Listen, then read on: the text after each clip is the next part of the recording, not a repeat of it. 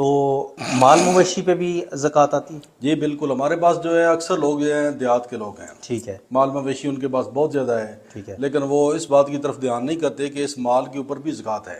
اچھا، اور میں نے بہت سے لوگوں کو دیکھا ہے جن کے پاس اتنا مال ہے کہ ان کے مال کے اوپر زکوٰۃ بنتی ہے، اللہ اکبر، اور وہ زکوٰۃ دینے کی بجائے زکوٰۃ لینے والوں کی صف میں کھڑے ہوتے اللہ ہیں۔ اکبر، اللہ اکبر، یہ بہت بڑا ظلم اور بہت بڑی زیادتی کر رہے ہیں۔ اللہ جن لوگوں کے پاس مال مویشی ہے تو مال مویشی کے اوپر بھی زکوٰۃ ہے، اللہ اکبر، اور وہ مال مویشی ایک تو اس کی بھی کیٹیگری سمجھ لیں، ایک وہ مال مویشی ہوتا ہے کہ ایک نارمل ہے جس سے آپ دودھ دوتے ہیں اور دو کر اپنے گھر کا نظام چلاتے ہیں، ٹھیک ہے، وہ مال وہ زکوٰۃ کے کیٹیگری میں نہیں آتا۔ ٹھیک ہے، ایسے ہی کسی آدمی کے پاس ایک اونٹ ہے مثال کے طور پر، ٹھیک ہے، اور وہ دور دراز پہاڑوں کے اندر وہ پانی لے کے جاتا ہے، تو اس اونٹ کو اس نے اپنی سواری کا ذریعہ اور روزی کا ذریعہ بنایا ہے، ٹھیک ہے، تو وہ اس کیٹیگری میں نہیں آتا۔ ٹھیک ہے، ہم نے پہلے کہا ہے کہ جو ریزرو مال ہوتا ہے اس مال کے اوپر یہ زکوٰۃ آتی ہے۔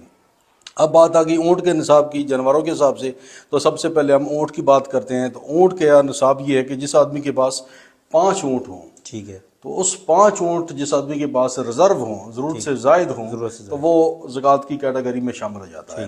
5 اونٹ جس کے پاس ہوں گے تو اس کے اوپر زکوٰۃ ہوگی 1 سال کی بکری۔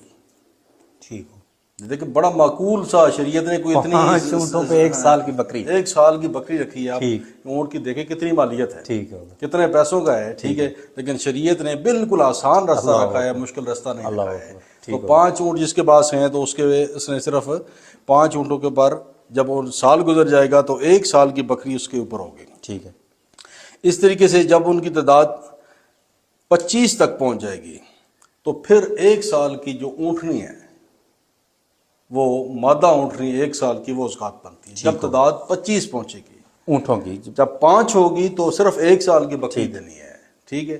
جب تعداد 25 تک پہنچے گی، 25 سے کم ہوگی تو 5 پر 1 بکری ہوگی، ٹھیک ہے۔ جب 25 تعداد ہوگی تو 1 اونٹنی، مادہ اونٹنی جو ہے وہ اس نے زکوٰۃ دینی ہے۔ ٹھیک ہو گیا۔ اب آ گیا تھا گائے، بیل، بھینس کا نصاب۔